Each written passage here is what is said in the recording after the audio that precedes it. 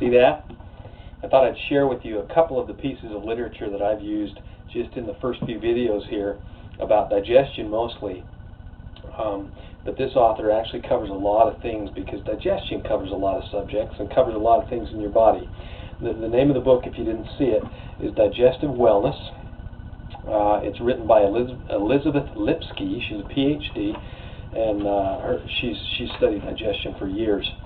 And I thought that I would actually read a couple things out of this. It might seem stupid, but I think the quotes I'm going to give you are so good that you need to hear them. The first thing I want you to hear is here in chapter 1. It says, "We like to think of ourselves living robustly, rooting and tooting along until we die. But the truth is, most of us limp along, accepting poor health and declining quality of life for the last 20 years as though it were normal and customary.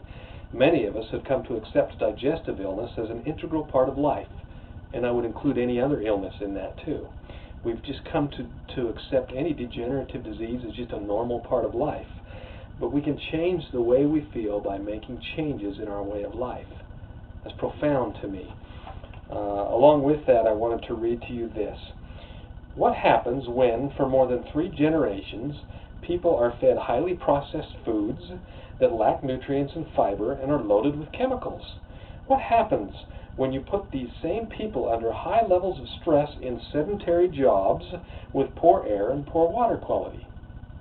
And I'll leave you to be able to answer that question yourself. And the last thing I wanted to read to you was a little bit of an answer to that. Americans are the most overfed and undernourished people in the world. Now you think about that. We've been giving money to all of the African countries, Sub-Saharan Africa and Saharan Africa, Ethiopia, Asian countries. Children are starving around the world, and we are the most undernourished country in the world.